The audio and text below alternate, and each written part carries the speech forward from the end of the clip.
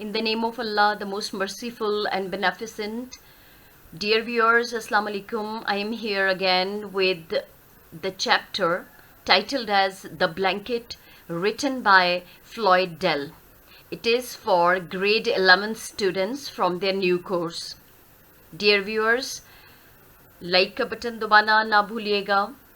एक दफ़ा जब आप वीडियो को गो थ्रू कर लें, कमेंट कर दीजिएगा. ये मेरे लिए बहुत अहमियत रखता है. आपके कमेंट्स, आपका जो लाइक्स हैं, आपके व्यूज़ मेरे लिए एक बहुत बड़ा, इस चैनल के लिए एक बहुत बड़ा कंट्रीब्यूशन है.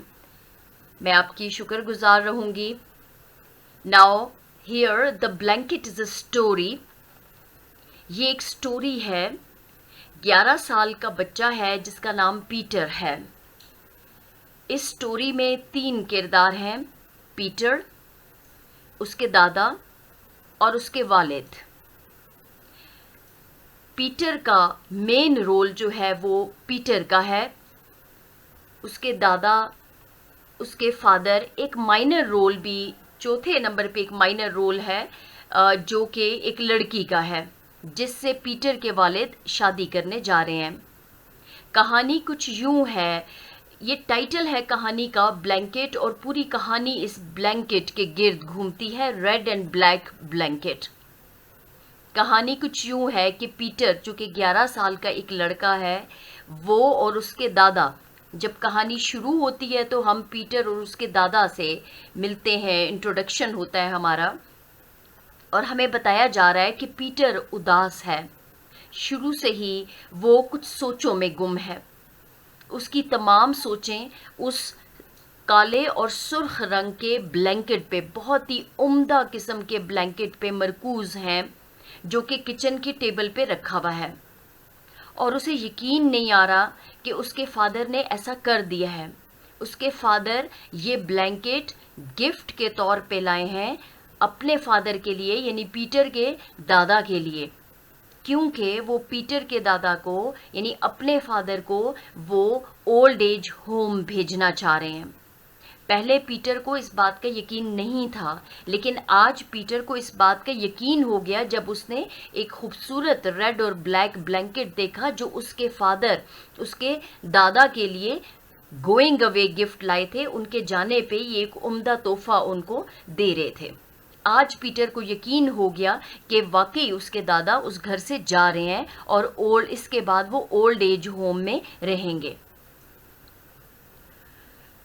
दादा ने भी ये परसीव कर लिया इस सिचुएशन को. उसने भी रेड और ब्लैक ब्लैंकेट देख लिया था और वो भी उदास था. उसके दादा भी उदास थे, लेकिन वो अपनी फीलिंग्स का इजहार नहीं कर रहे थे. उन्होंने अपनी फीलिंग को वो चाहते थे कि ये अब जुदाई का जो गम है उसको किसी तरह से वो अपने आप को कंसोल करके उसको कम कर रहे थे.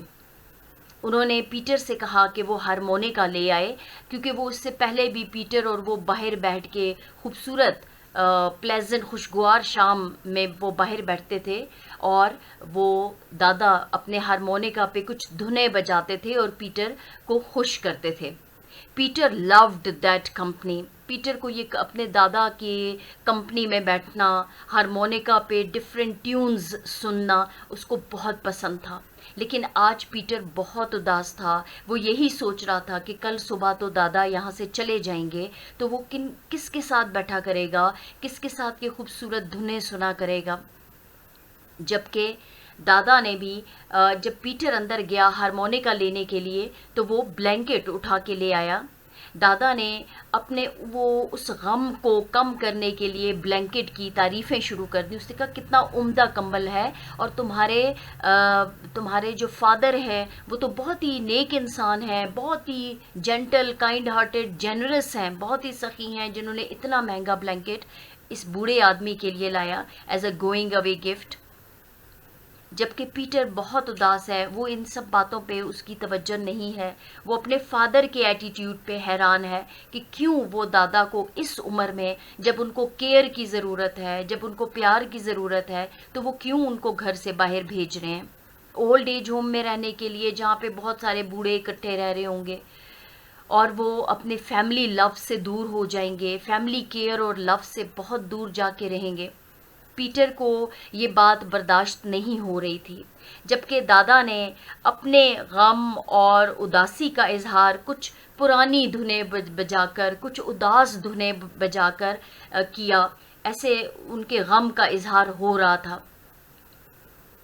जब पीटर और उसके दादा अभी बाहर ही बैठे थे कि उन्हें अपने पीटर को आवाज़ आई कि उसके फादर घर आए हैं, लेकिन उसके साथ वो लड़की भी है जिससे वो उसके फादर शादी करने जा रहे हैं। जब वो लड़की इनके करीब आई तो उस लड़की ने आते ही वो बहुत ही, she is like a pretty doll and hard face like a doll. बहुत ही इनडिफरेंट सी लड़की थी, बहुत केयरलेस सी। उसने आते ही दादा से कहा कि मैं अभी आ गई हूँ आपसे मिलने के लिए, क्योंकि आप तो सुबह सवेरे उठ के चले जाएंगी और मैं सोई हुई होंगी, मैं रेस्ट कर रही होंगी, तो मैं शायद सुबह आपको गुड बाय ना कह सकूँ, इसलिए मैं अभी आ गई हूँ कि मैं आपको अभी फेयरवेल कह दूँ, अभी गुड बाय कह दूँ। जबकि दादा ने बच्चों की तरह खुश होते हुए वो प्रिटेंड कर रहे थे, just he showed off, he pretended to be happy. सिर्फ उन्होंने जाहिर किया कि वो बहुत खुश हैं और उन लड़की को बताया कि ये देखें, ये मेरे बेटे ने इतना खूबसूरत ब्लैंकेट मेरे लिए लाया है।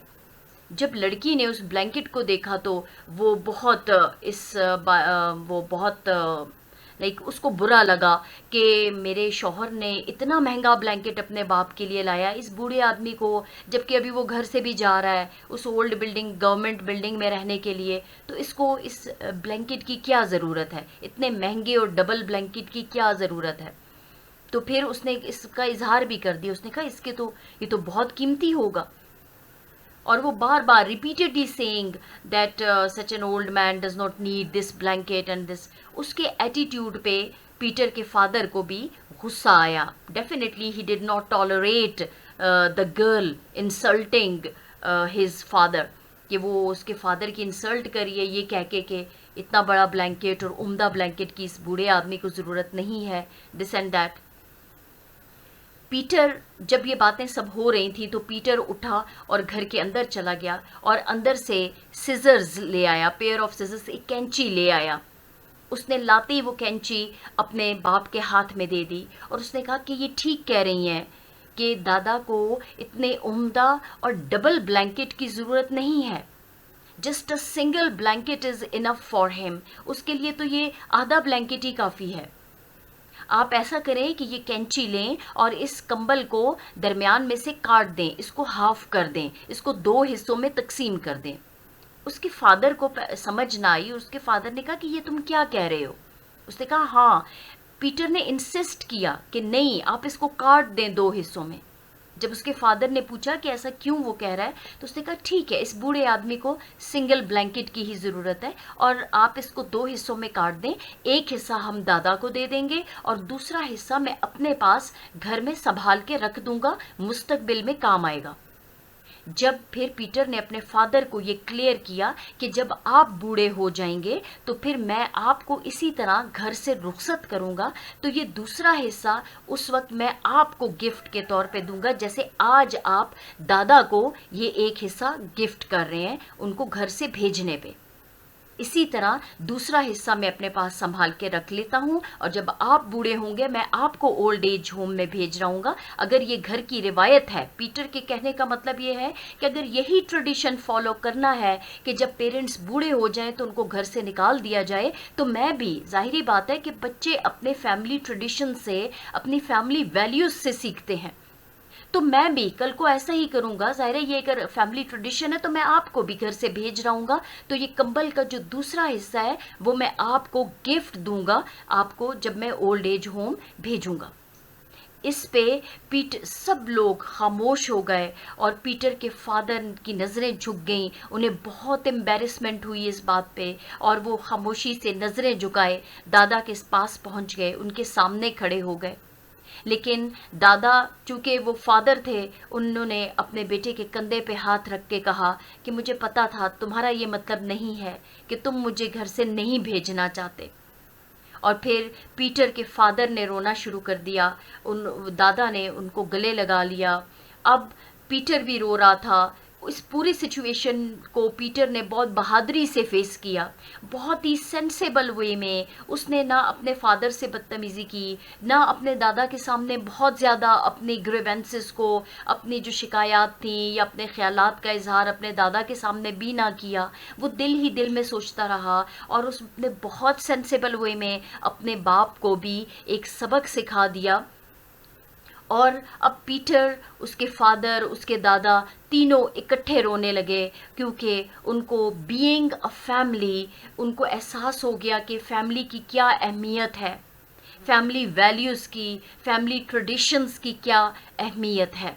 इन रिश्तों की, ये जो ब्लड रिलेशंस हैं, इनसे ज़्यादा दुनिया में कोई चीज़ भी अहमियत की हामिल नहीं है।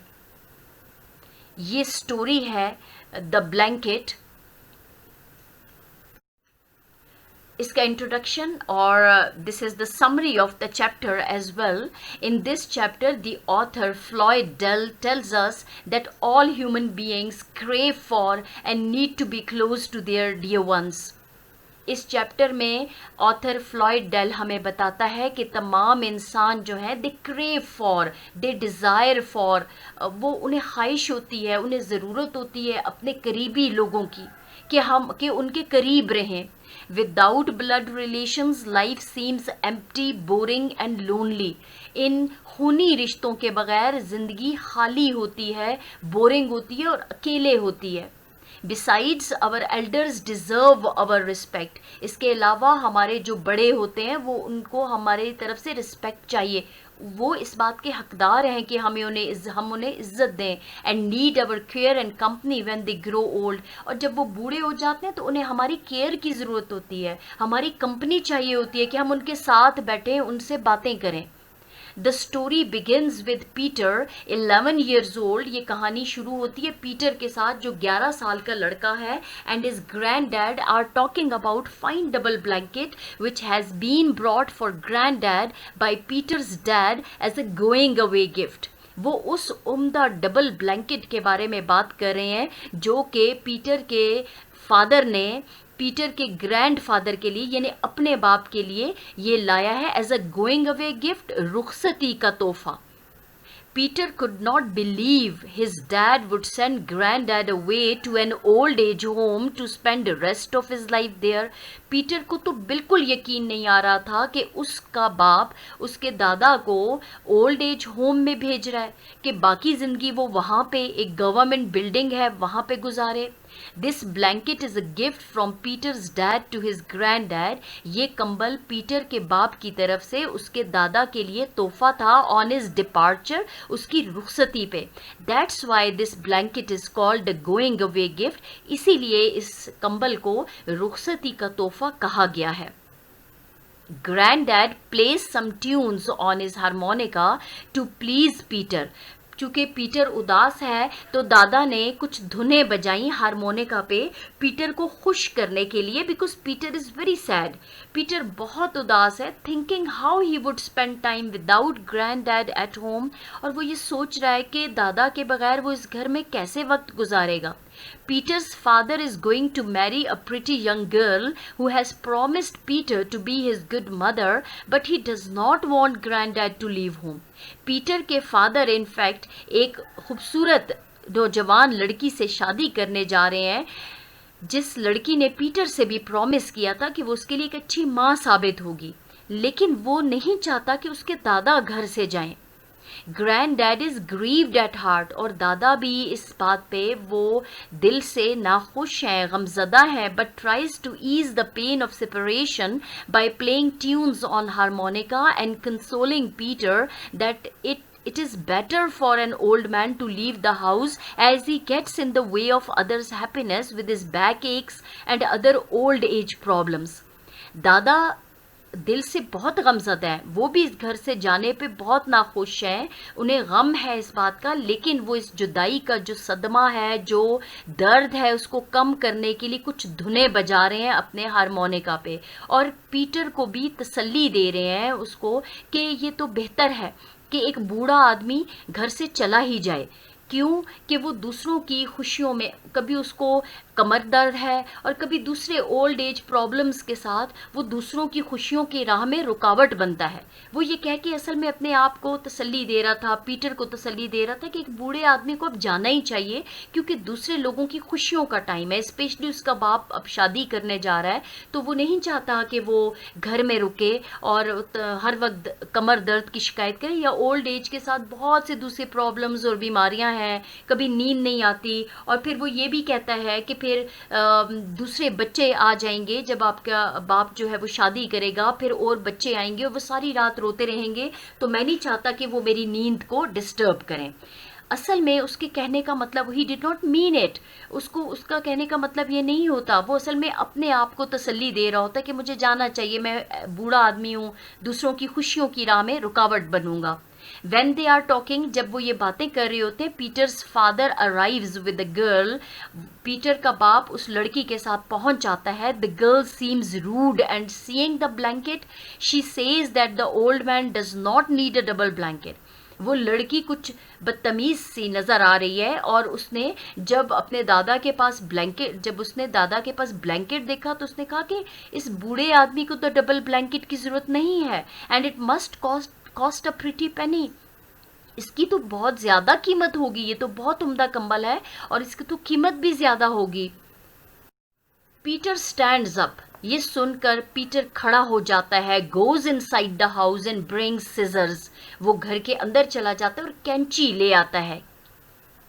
He gives scissors to his father and pledges him to cut the blanket in 2 halves. वो ये कैंची अपने बाप को देता है और उससे दरखास्त करता है कि वो इस कंबल को 2 हिस्सों में तकसीम कर दे। Father is surprised at this, बाप जो है वो इस पे बहुत हैरान होता है, एंड आस्क्स द रीजन, और वजह पूछता है। Peter tales his father, Peter अपने बाप को बताता है that 1 half of the blanket is sufficient for grand dad, के कंबल का एक हिस्सा ही दादा के लिए काफी है। The other half will be kept safe at home by Peter to give to his father when he will grow old, और दूसरा हिस्सा कंबल का पीटर अपने घर में संभाल के रख देगा कि वो अपने बाप को देगा जब वो बूढ़ा हो जाएगा, and Peter will send him to old age home, और पीटर उसको भी बूढ़े लोगों के घर में भेज देगा। His father realizes his mistake, उसके बाप को अपनी गलती का एहसास होता है, and goes to grand dad weeping, और फिर वो दादा के पास चला जाता है रोते हुए।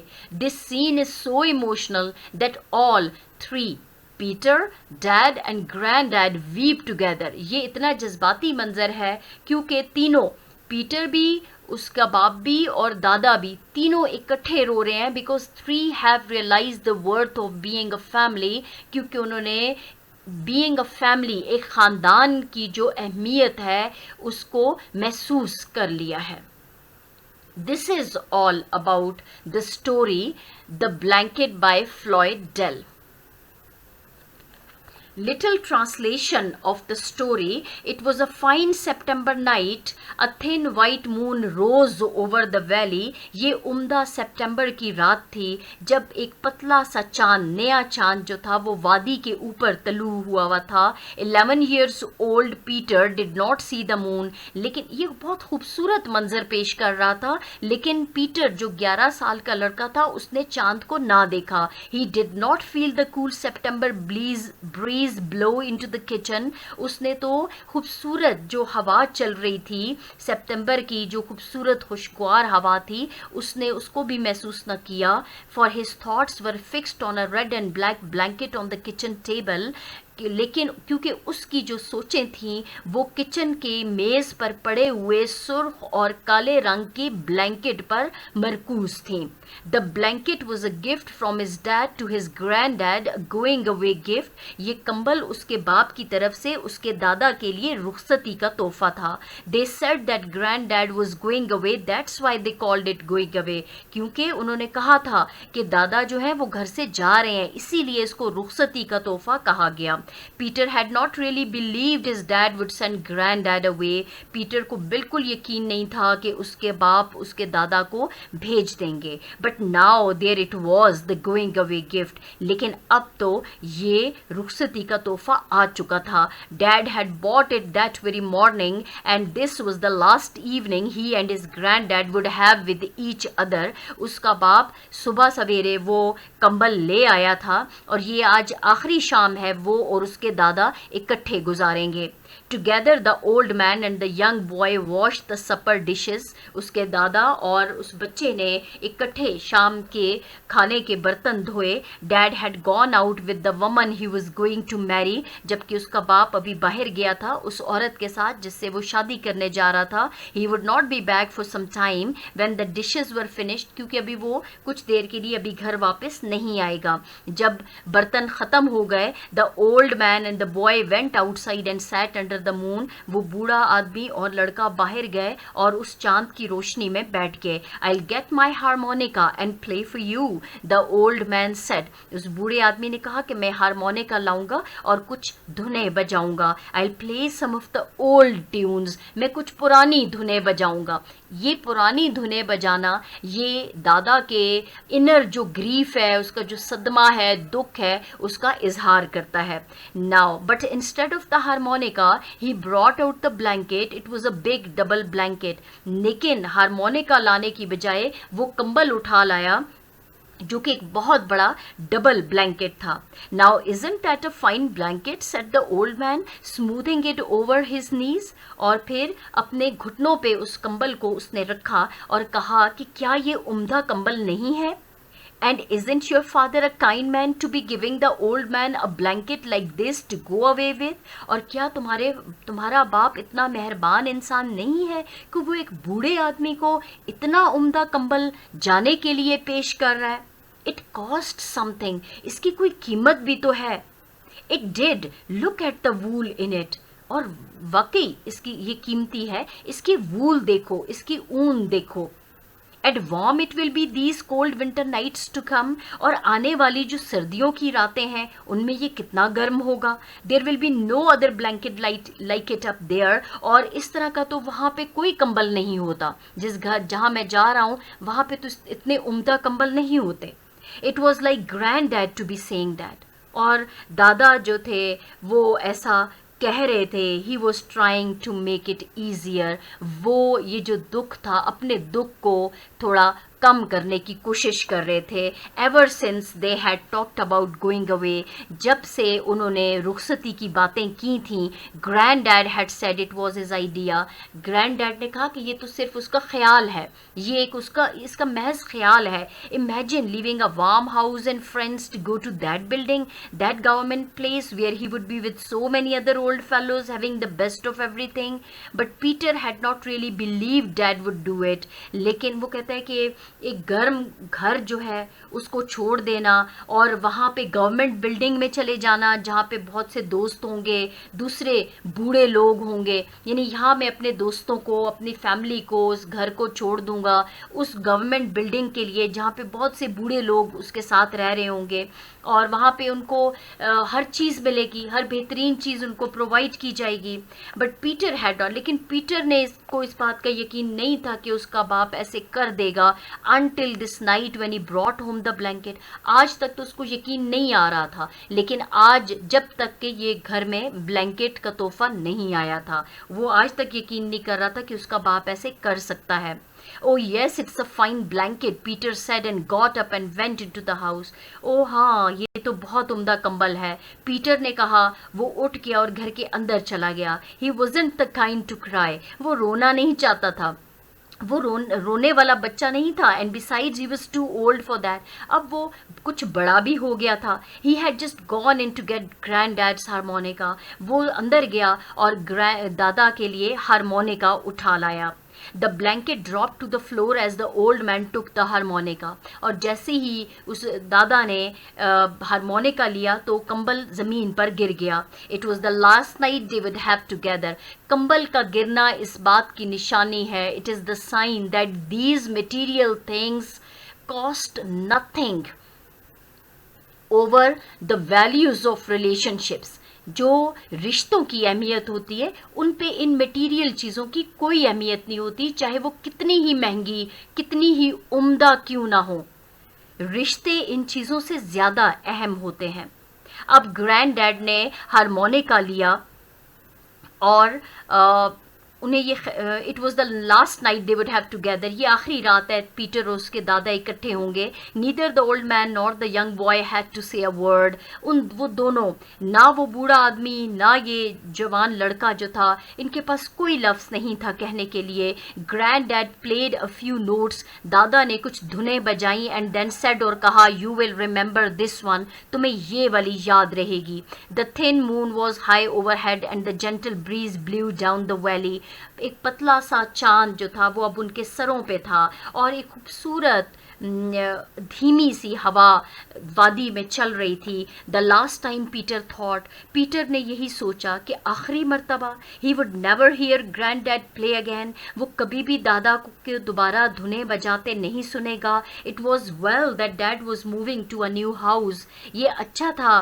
कि away from here, he did not want to sit here outside on fine evenings, और ये भी था कि उसका जो दादा उसका बाप जो है वो नए घर में जा रहा है और यहाँ से दूर, और वो फिर कभी भी it must be granddad was moving to a new house, उसके दादा अब नए घर जा रहे हैं, इस घर से बहुत दूर। he did not want to sit here outside on fine evenings under a white moon with granddad gone, और जब दादा चले जाएंगे तो वो कभी नहीं चाहेगा कि वो घर से बाहर यहाँ पे सहन में बैठे और इस खूबसूरत नज़ारे को एंजॉय करे। द म्यूज़िक एंडेड, ट्यून जो थी वो धुन ख़त्म हो गई and the two sat for a few minutes in silence, और दोनों खामोशी से कुछ लम्हों के लिए बैठ गए। देन ग्रैंड डैड स्पोक, फिर दादा बोल पड़े, हियर इज़ समथिंग हैप्पियर, चलो ये तुम्हारे लिए एक खुशी की धुन बजाता हूँ।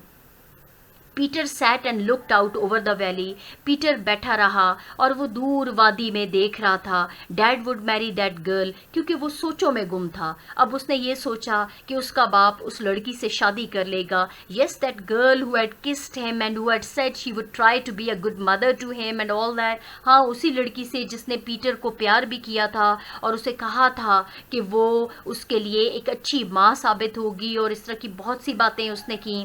The tune stopped suddenly and granddad said, it's a poor tune.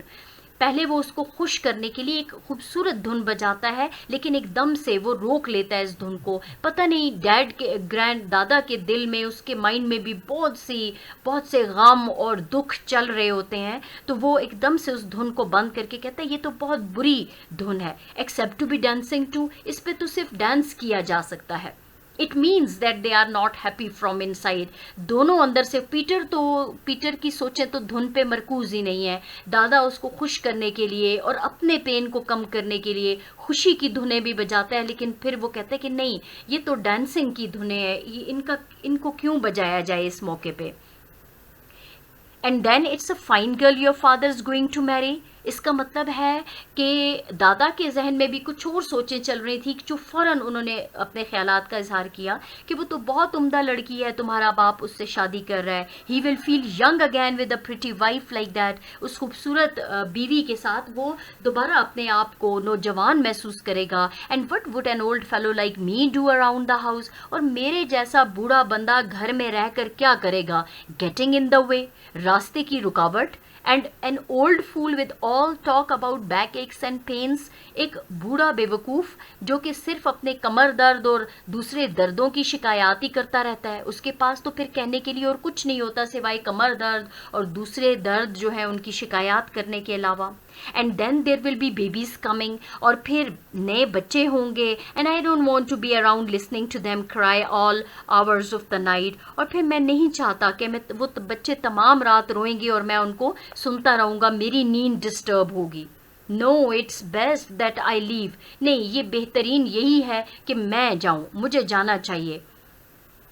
Well, one more tune और टू, अब मैं एक या दो धुनें ही बजाऊंगा and then we will get to bed, get some sleep, फिर हम बिस्तर पे चले जाएंगे, कुछ थोड़ा सा सो जाएंगे। In the morning I will get my new blanket and take my leave, सुबह मैं अपना नया कंबल लूँगा और यहाँ से रुखसती चाहूँगा। लिसन टू दिस, इसे सुनो, it's a bit of sad tune, ये एक उदास धुन है, but a nice one for a night like this, लेकिन इस तरह की रात के लिए उम्दा है। अब यहाँ से दादा की फीलिंग्स का इजहार हो रहा है। वैसे तो वो अपने आप को बहुत, और पीटर को भी तसल्ली देते हैं कि बूढ़े आदमी को अब जाना चाहिए, अब इन लोगों, तुम्हारे बाप की नई जिंदगी है, तुम्हारी नई जिंदगी है, और इस बूढ़ा बेवकूफ़ घर में तो सिर्फ दर्द की शिकायत करता रहता है, दूसरों की खुशियों की राह में रुकावट बनता है, तो उसे जाना चाहिए। ये कह के वो अपने आप को तसल्ली तो देता है, लेकिन फिर वो कहता है कि चलो ये वाली धुन बजाता हूँ, और वो फिर एक सैड ट्यून बजाते, बहुत उदास धुन बजाने लगता है। और फिर वो कहता है कि इस तरह की रात के लिए यही धुन बहुत मुनासिब है। They did not hear the two people coming down the road. अभी वो धुन बजा रहे हैं और पीटर धुन सुन रहा है, उन्हें नहीं एहसास हुआ कि दो लोग जो हैं वो सड़क पे चलते आ रहे हैं, dad and the pretty girl with a hard bright face like a doll, उसका बाप और खूबसूरत लड़की जिसका चेहरा जो है वो गुड़िया की तरह, जिसका चेहरा जो है वो सख्त है और चमक रहा है। It means that she is very careless, and with hard face means with no feelings at all, with no sympathies at all, with no emotions at all. But they heard her laugh and the tune stopped suddenly. लेकिन उन्होंने उस लड़की के हंसने की आवाज़ सुनी और अचानक धुन बंद कर दी। Dad did not say a word, but the girl walked up to Granddad and said prettily, "I'll not be seeing you in the morning, so I came over to say goodbye." Dad ने कोई लफ्ज़ ना कहा, लेकिन वो लड़की दादा के पास गई और उसने खूबसूरती से कहा कि मैं तो सुबह आपको शायद ना देख सकूं, इसीलिए मैं अभी आपको गुड बाय कहने, खुदा हाफिज़ कहने आई हूँ। It's kind of you, said Granddad, looking down at the floor, and then seeing the blanket at his feet, he bent down to pick it up. तुम्हारी बहुत मेहरबानी, दादा ने कहा, तुम्हारी बहुत मेहरबानी कि तुम अभी मुझसे मिलने आई। और फिर वो फर्श पर पड़े हुए कंबल को देखने लगा जो उसके पाँव में पड़ा हुआ था। फिर वो झुक के उसने कंबल उठाया। And will you look at this, he said, sounding himself like a little boy, एक छोटे लड़के की तरह आवाज़ निकालते उसने कहा, और फिर तुम इसे देखो, isn't this a fine blanket my son has given me to go away with, क्या ये उम्दा कंबल नहीं है जो मेरा बेटा रुखसती के टाइम मुझे दे रहा है? Yes, she said, it's a fine blanket. She felt the wool again and said, a fine blanket indeed. उसने कहा, हाँ, ये तो बहुत उम्दा कंबल है। उसने दोबारा उस कंबल के वूल को महसूस, उसकी ऊन को महसूस किया और कहा, ये तो वाकई बहुत उम्दा कंबल है। She turned to Dad and said to him coldly. वो पीटर के बाप की तरफ मुड़ी और उसने बहुत गुस्से में कहा, must have cost a pretty penny. इसकी तो बहुत कीमत होगी। Dad cleared his throat. Dad becomes nervous at it. I wanted to have the best. I wanted him to have the best. मैं चाहता हूँ कि उसके पास बेहतरीन कंबल हो। The girl stood there still looking at the blanket. The girl was material-minded, money-minded, selfish girl without any feelings of sympathies, without any feelings of any value for the blood relations or relationships. उसकी तो सारी जो तवज्जो थी उस कंबल पे मरकूज हो गई और उसने कहा, fine blanket for an old fellow to be going away with, उम्दा कंबल एक बूढ़े आदमी के लिए उसकी रुखसती के वक्त। The boy suddenly walked into the house. He could hear the girl still talking about the expensive blanket. लड़का घर के अंदर चला गया, पीटर उठा घर के अंदर चला गया। अंदर भी उसे अब भी लड़की की आवाज़ आ रही थी कि वो महंगे कंबल के बारे में बात कर रही है। He heard his dad get angry in his slow way. और उसने ये भी सुना कि उसके बाप को ये बात बुरी लगी और वो गुस्से में आ गया है। वो आहिस्ता आहिस्ता उस लड़की को गुस्सा भी कर रहा है। And now she was leaving, अब वो जा रही थी। As Peter came out the girl turned and called back. जब पीटर बाहर आया तो लड़की पीछे मुड़ी और उसको वापस बुलाया गया। नो मैटर वट यू से, he doesn't need a double blanket. कोई बात नहीं, नो मैटर, कोई बात नहीं जो तुम कह रही हो, इस बूढ़े आदमी को डबल ब्लैंकेट की ज़रूरत नहीं है। Dad looked at her with a funny look in his eye. और फिर ऐसे पीटर के कहने पे उसके बाप ने उस लड़की को मुज़हिका खेज नज़रों से देखा। She is right dad, the boy said, grand dad doesn't need a double blanket. उसने अपने बाप से कहा कि वो ठीक कहती है, ग्रैंड डैड को, दादा को डबल ब्लैंकेट की जरूरत नहीं है। Here dad, and he held out a pair of scissors. उसने कहा ये लें, और उसने कैंची अपने बाप के सामने रख दी। Cut it dad, cut the blanket in two. इसको काट दें, इस कंबल को 2 हिस्सों में काट दें। Both of them looked at the boy surprised. उन दोनों ने इस लड़के को बहुत हैरानगी से देखा। Cut it in two, I tell you dad, and keep the other half. मैं आपको कह रहा हूं, इसको काट दें और दूसरा हिस्सा अपने पास रखें। there is not a bad idea, that's not a bad idea, said granddad gently। और फिर दादा ने बहुत ही शरीफाना अंदाज में, नर्म लहजे में कहा कि ये बुरा ख्याल नहीं है। I don't need such a big blanket, मुझे इतने बड़े ब्लैंकेट की ज़रूरत नहीं है। Yes, the boy said, a single blanket is enough for an old man when he is sent away। और फिर लड़के ने कहा कि हाँ, सिंगल कंबल जो है वो इस बूढ़े आदमी के लिए काफ़ी है जब उसको घर से भेज दिया जाता है। उसने कहा कि इन कंबलों की क्या अहमियत है, जब आप बूढ़े आदमी को घर से निकाल रहे हैं तो उसके लिए तो फिर सिंगल कंबल ही काफ़ी है, फिर उसकी इतनी केयर क्यों कर रहे हैं उसको डबल ब्लैंकेट दे के। We'll save the other half dad, dad हम दूसरा हिस्सा संभाल के रख देंगे, it will come in useful later, और बाद में ये काम आ जाएगा। Now what do you mean by that, asked dad. और उसके बाप ने पूछा कि तुम्हारा कहने का मतलब क्या है। I mean, said the boy slowly, that I'll give it to you, Dad, when you are old and I'm sending you away। मेरा मतलब ये है, लड़के ने आहिस्ता से कहा, मेरा मतलब ये है कि ये मैं आपको दूंगा जब आप बूढ़े हो जाएंगे और मैं आपको इसी तरह से रुखसत कर रहा हूँगा। There was a big silence and then Dad went over to Granddad and stood before him। फिर अब एक बहुत बड़ी खामोशी छा गई और डैड जो है वो ग्रैंड डैड की तरफ गया, उसके सामने खामोशी से खड़ा हो गया, नॉट सेइंग अ वर्ड, और कोई लफ्ज़ ना कह सका। बट ग्रैंड डैड अंडरस्टूड, लेकिन दादा समझ गए। For he put out his hand and laid it on dad's shoulder, क्योंकि उसने अपना हाथ आगे बढ़ाया और डैड के कंधे पर रख दिया। Peter was watching them, Peter उनको देख रहा था। And he heard grand dad whisper softly, it's all right son. और उसने सुना कि दादा ने बहुत आहिस्ता से नर्म अंदाज में कहा, कोई बात नहीं बेटा, I knew you did not mean it, मैं जानता था कि तुम्हारा ये मतलब नहीं है। एंड देन पीटर क्राइड, और फिर पीटर रोने लगा। But it didn't matter because all three were crying together, लेकिन कोई बात नहीं थी क्योंकि वो तीनों अब इकट्ठे रो रहे थे। उन्हें एहसास हो गया कि खूनी रिश्तों की क्या अहमियत होती है, और ये खुशी के आंसू थे। वो तीनों इस बात पे खुश थे कि अब वो इकट्ठे रहे। Coming to the exercise of this chapter, how significant is the title of the story, The Blanket। Blanket की जो कहानी है, ये जो टाइटल दिया गया इसको द ब्लैंकेट का, वो क्यों इतना अहम है, कैसे है वो। The title of the story is very significant. ये जो स्टोरी का नाम है द ब्लैंकेट, ये बहुत अहम है, as the whole story revolves around it, क्योंकि पूरी कहानी इसी के गिर्द घूमती है। In the very beginning we come to know about the blanket through Peter whose thoughts were fixed on it. शुरू में हमें इस कंबल के बारे में पता चल गया क्योंकि पीटर की जो सोचें थी वो इस पर मरकूज थी। To see this blanket Peter gets disturbed, क्योंकि इस ब्लैंकेट को देखकर पीटर परेशान हो गया था। And comes to know that his dad is sending grand dad to an old age home finally, और वो उसे पता चल गया कि वाकई आखिरकार उसका बाप उसके दादा को घर से भेज रहा है। Here we come to know about the purpose of this blanket। यहाँ हमें इस ब्लैंकेट के मकसद का पता चल गया।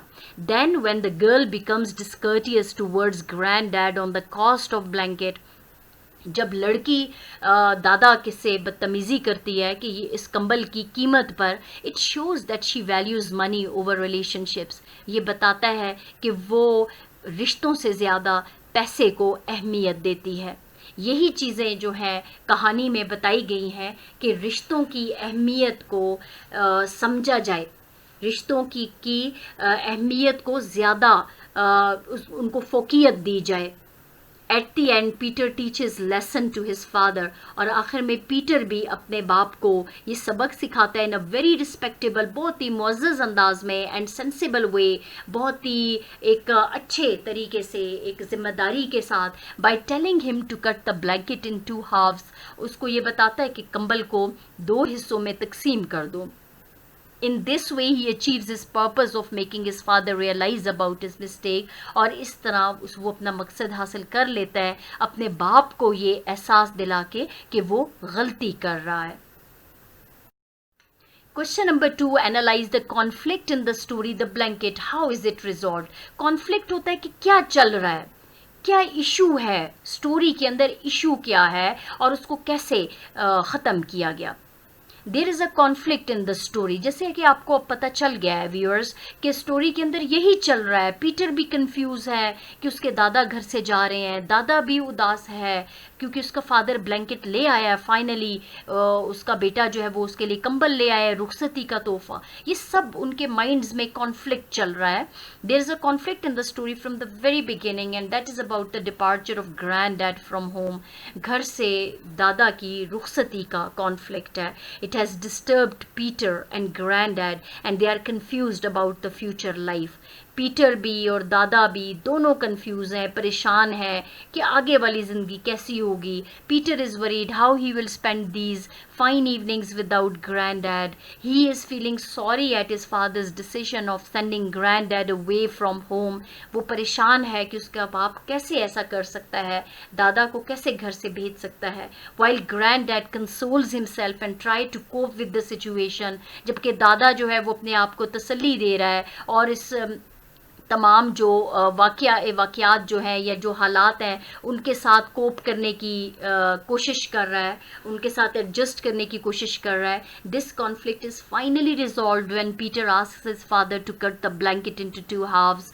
फिर ये फाइनली ये मसला हल हो जाता है, ये कॉन्फ्लिक्ट, जब पीटर ने अपने बाप से कहा कि कंबल को 2 हिस्सों में तकसीम कर दो and reveals his intention to do the same in future with his own father, और अपने इरादे का भी इजहार कर देता है कि वो मुस्तकबिल में अपने बाप के साथ भी ऐसा ही करेगा। The conflict is resolved when his father feels embarrassment, और फिर ये मसला हल हो जाता है जब उसके फादर जो है उसको शर्मिंदगी का एहसास होता है and never lets granddad go from home, और वो कभी भी अपने दादा को घर से अपने बाप को यानी पीटर के दादा को घर से नहीं जाने देता। Question number 3 is analyse the tone of the story the blanket, is it joyous or sorrowful, explain. यानी ब्लैंकेट के अंदर जो स्टोरी की जो टोन है, यानी जब आप पढ़ते जा रहे हैं तो वो टोन कैसी है। It must not be confused with the voice के साथ इसको कंफ्यूज आपने नहीं करना। टोन ऑफ द स्टोरी क्या है, क्या ये खुशी दे रही है जब आप स्टोरी को पढ़ें, वर्ड्स जो आप पढ़ रहे हैं तो क्या ये आपको खुशी दे रहे हैं या उदास हैं। The tone of the story is solemn, uneasy, sad and passionate। ये जो स्टोरी की जो टोन है, solemn is serious, sober या somber, uneasy है, sad है, passionate है। जब हम पढ़ रहे हैं तो कुछ हम इमोशनल भी हो रहे हैं, उदास हो रहे हैं, कुछ uneasy फील कर रहे हैं। इट इज़ डेफिनेटली sorrowful, ये वाकई उदास करने वाली है। The author has used the sad tone to deliver facts। Author ने ही ये टोन को सैड रखा इन हकाइक को बयान करने के लिए, विच अपील्स द रीडर्स इमोशनली, जो कि रीडर्स को जज्बाती तौर पे अपील कर रहा है। It has created a level of suspense within the readers and they become sympathetic with the characters of Peter and granddad. यानी एक रीडर्स के अंदर एक लेवल ऑफ सस्पेंस भी आ रहा है कि क्या होगा, और वो अपने आप को वो मतलब उनका जो हमदर्दी है वो पीटर और ग्रैंडडैड के साथ है। In this way, the author successfully teaches the value of relationships as our parents make great sacrifices in our upbringing। इस तरह से ऑथर जो है वो रिश्तों की अहमियत सिखाने में या बताने में कामयाब हो जाता है, क्योंकि हमारे पेरेंट्स जो हैं वो हमारे लिए बहुत कुर्बानियाँ देते हैं इन आवर अपब्रिंगिंग, हमें बड़ा करने में। Therefore, when they grow old, इसीलिए जब वो बूढ़े हो जाते हैं, they deserve our respect। उनका हक है कि हम उनकी इज्जत करें, उनकी केयर करें, उनको कंपनी दें, उनके साथ बैठे, ना के बजाय इसके कि उनसे इलादा हो जाएं या उनको ओल्ड एज होम में भेज दें। Question number 4 is what attitude does Peter show about his dad and grand dad. Peter क्या एटीट्यूड शो कर रहा है अपने फादर की तरफ और अपने दादा के लिए। Peter is a very sensible and obedient child. Peter तो बहुत सेंसिबल किस्म का बच्चा है, समझदार है और ओबीडियंट भी है, फरमा बरदार है। Who shows respect to his grand dad, जो दादा के लिए तो बहुत रिस्पेक्ट शो कर रहा है and enjoys in his company, उसकी कंपनी में वो बहुत एन्जॉय करता है। He knows the value of blood relations, वो खूनी रिश्तों की अहमियत को जानता है and never wants to lose them, उनको नहीं खोना चाहता। He wants to spend more time with his granddad, वो अपने दादा के साथ ज़्यादा वक्त गुजारना चाहता है and therefore he become sad on his living home, और इसीलिए उसके घर से जाने पे वो उदास हो जाता है। While his feelings are not good towards his dad because he can never believe that his dad could send his own father away from home. अपने फादर के लिए अभी उसके एहसासात अच्छे नहीं हैं क्योंकि वो नहीं उसे यकीन आता कि उसका फादर अपने ही बाप को घर से भेज देगा when he needs the care of his son and grandson, क्योंकि इस वक्त दादा को अपने बेटे और अपने पोते की केयर की ज़रूरत है। But he never misbehaves even with his father, लेकिन अपने बाप के साथ भी वो बदतमीजी नहीं करता, rather makes him realise his mistake in a sensible way, एक समझदार तरीके से वो अपने फादर को भी उसकी गलती का एहसास दिला देता है। Question number 5 is how is the theme of the blanket the theme of our disintegration of society as well। कहते हैं कि ब्लैंकेट की जो मरकज़ी ख्याल है वो हमारे जो मुआशरे में इंतशार है उसका ये थीम है। उससे आप रिलेट कर सकते हैं, माशरे में जो इंतशार है उससे आप इस थीम को रिलेट कर सकते हैं क्योंकि ब्लैंकेट में भी फैमिली वैल्यूज़ को बताया गया है। तो आप इस आंसर को ऐसे टैकल करेंगे कि the preservation of the family and relationships is very essential. ख़ानदान को और रिश्तों को की हिफाजत करना, उनको महफूज करना बहुत ज़रूरी है as it has far reaching consequences. ये नहीं है कि ये इसके जो नताइज हैं वो एक ख़ानदान तक महदूद होते हैं, इसके बहुत ज़्यादा वसी नताइज सामने आते हैं क्योंकि एक फैमिली में जब एक बच्चा बड़ा होता है उसको ट्रेडिशन, सिविलाइजेशन, उसको वैल्यूज़ का पता चलता है, उसको अक़दार का पता चलता है, तो वो बाहर की दुनिया में भी एक मुफीद इंसान साबित होता है। There is no pure happiness apart from what we get from being in a family and with our close relations। उससे ज़्यादा खालिस खुशी हमें कहाँ मिल सकती है जब हम एक ख़ानदान के अंदर रह रहे होते हैं और अपने रिश्तों के करीब होते हैं। This is the matter of cause and effect. In fact ये होता है कि ये कॉज एंड इफ़ेक्ट का मामला है। The children who grow in the traditions and family values, cause क्या है कि बच्चे जो हैं अगर वो रिवायात के दरमियान फैमिली अक़दार, ख़ानदान के जो अक़दार हैं, रस्म व रवाज हैं, उनमें जब वो बड़े होते हैं they are more educated and prosperous, वो ज़्यादा तालीम याफ्ता होते हैं, ज़्यादा खुशहाल होते हैं। It also gives strength to society at large, और ये फिर एट लार्ज वो वसी अंदाज से अगर आप सोचा जाए तो ये मुआशरे को भी मजबूती फराहम करता है। The society is disintegrated when our selfish interests overpower our values, traditions and importance of blood relations। मुआशरा इंतशार का शिकार हो जाता है जब हमारे जो खुद गर्ज मकासद जो हैं वो हमारे खूनी रिश्तों की अहमियत से भी बढ़ जाते हैं, हमारी रवायात से भी आगे निकल जाते हैं, या हमारे जो अक़दार हैं उनसे भी आगे बढ़ जाते हैं। Our society needs to be reformed, हमारा मुआशरा जो है उसे इस्लाह की ज़रूरत है। And it is only possible, ये उसी वक्त मुमकिन है when we give top priority to our family life, culture and civilisation. जब हम अपनी फैमिली लाइफ को, अपनी तहजीब को, अपने सकाफ़त को अहमियत देंगे, सबसे ज़्यादा फोकियत जब हम देंगे तो तब हम अपने मुआशरे की इस्लाह कर सकते हैं। So describe your relationship with different family members, who your relationship is the most cordial with and who you stay aloof from and why, explain। Now it varies from person to person। Viewers, ये है कि आप खुद, it is creative writing, like आप अपने घर में देखें कि आपके अपने फैमिली मेम्बर्स के साथ कैसा रिलेशनशिप है, किससे आप बहुत ज़्यादा कॉर्डियल रिलेशन, बहुत ही क्लोज हैं आप, और किससे आप अलूफ हैं, यू स्टे अलूफ फ्रॉम, घर में किससे आप दूर रहना चाहते हैं, क्यों, और इसकी वजह भी बताएं। Now the answer varies from person to person, आप मुख्तलिफ आंसर्स इसके लिख सकते हैं according to your own experience.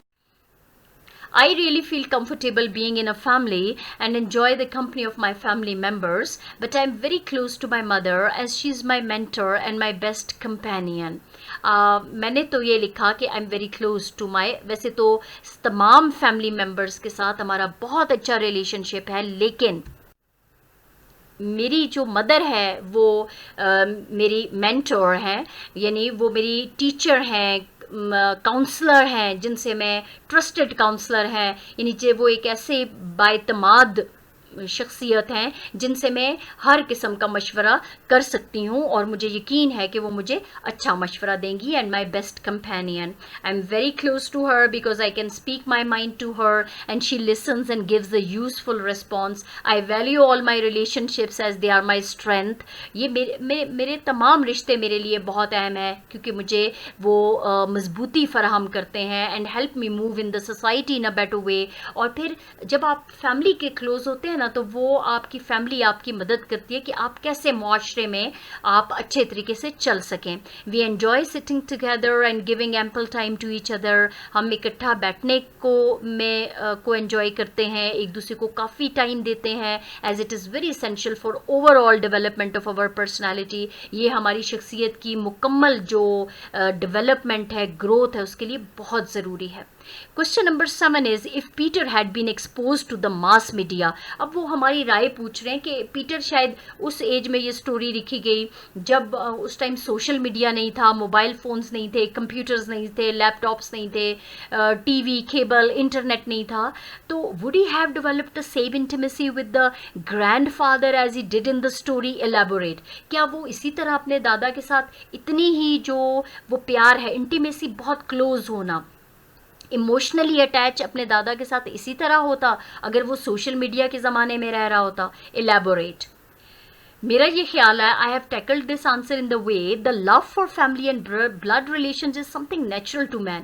क्योंकि अब हम भी तो इसी ज़माने में रह रहे हैं, सोशल मीडिया के ज़माने में रह रहे हैं, लेकिन मेरा ख्याल है कि सबसे पहली ज़रूरत इंसान को अपने फैमिली मेम्बर्स की होती है, अपने वालदैन की होती है, अपने बहन भाइयों की होती है। हमारे गैजेट्स जो हैं, हमारी जो इमोशनल डिस्टर्बेंस है, हमारे जो अंदर के एहसासात हैं, उनका हल नहीं है। उनका हल हमारे अपने फैमिली मेंबर्स हैं, हम उनके साथ बैठते हैं, हमें उनकी हेल्प की ज़रूरत होती है इन टाइम ऑफ नीड। जब ज़रूरत का वक्त आता है तो हम अपने बहन भाइयों की तरफ देखते हैं, हम अपने माँ बाप की तरफ देखते हैं, हम अपने ब्लड रिलेशंस की तरफ देखते हैं, ना कि इन गैजेट्स की तरफ। So the love for family and blood relations is something natural to man. Family से प्यार या अपने खूनी रिश्तों से प्यार तो एक इंसान की नेचर में है। Man can never ignore his near relationships, specially his parents, grand parents and siblings.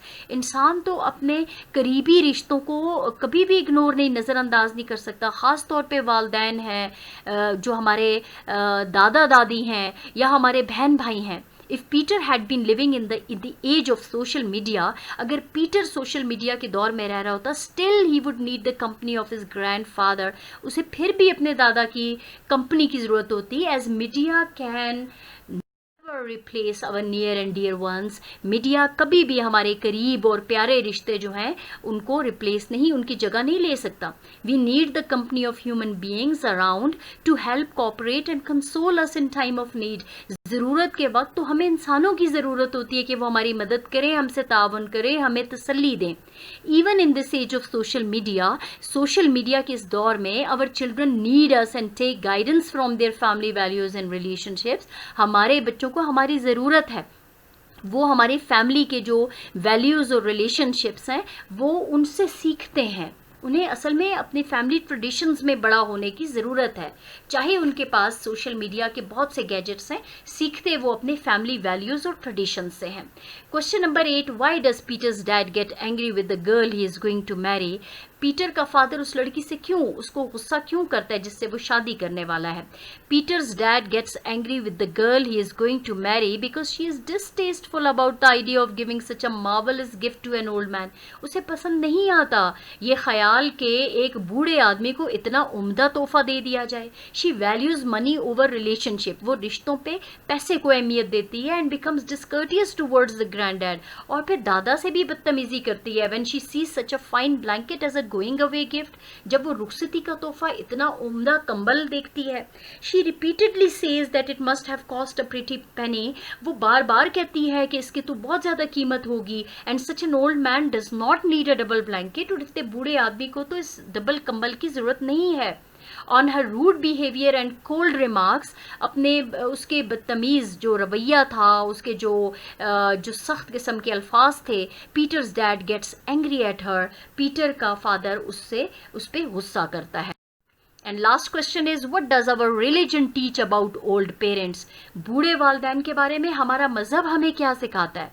Respecting our parents and obeying them is the most important lesson that our religion Islam teaches us.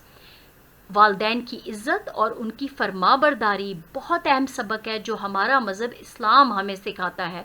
It teaches us to speak softly and respectfully to them, ये हमें सिखाता है कि हम उनसे बहुत नरम लहजे में और इज़्ज़त से बात करें। As our parents have made great sacrifices for us, जैसा कि हमारे वालदैन ने हमारे लिए बहुत कुर्बानियाँ दी। They have gone through several hardships in our upbringing, हमारी परवरिश में उन्होंने बहुत सी मुश्किलात का सामना किया। When they grow old, जब वो बूढ़े हो जाते हैं, they need our care, उन्हें हमारी देखभाल की ज़रूरत है। हम उनकी देखभाल करें, उनकी रिस्पेक्ट करें, ख़ास तौर पे उनको कंपनी दें, उनको साथ दें, क्योंकि इस एज में वो अकेला महसूस करने लगते हैं ख़ुद को। The recognition and respect of parents is mentioned in the Quran 11 times, 11 मरतबा होली कुरान में वालदैन के जो सर्विसेज हैं,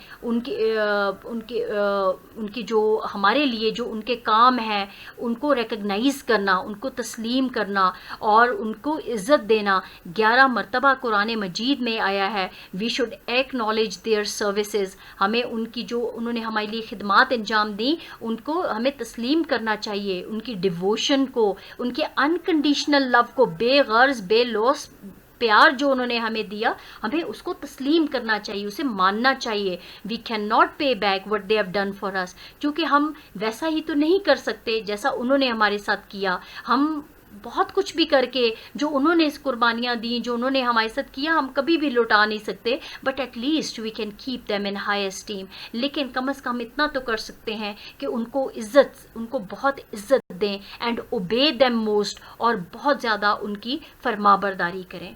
this is the end of this chapter, The Blanket, with its summary, explanation, translation, exercise answers. I thank you all. Don't forget to press like button, comment on it please, because it is highly encouraging for me. Share this video with others, subscribe it if you have not subscribed before. Thanks for watching this video.